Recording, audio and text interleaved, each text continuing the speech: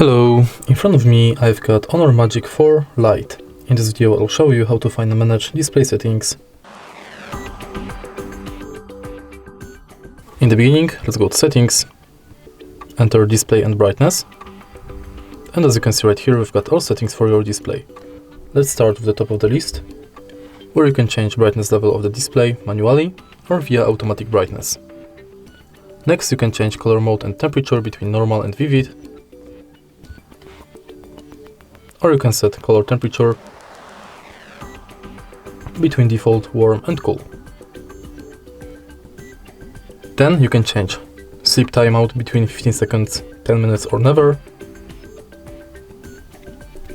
enable or disable eye comfort mode, schedule it, enable all day, and change filter level. Next you can enable or disable evoke mode, dark mode, change text and display size, enable or disable smart resolution, or change screen refresh rate between dynamic, high and standard. In more display settings, you can manage full screen display for apps, hide notch,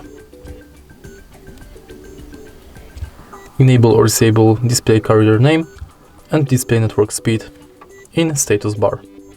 And that's it. If you find this video helpful, please leave like, comment and subscribe.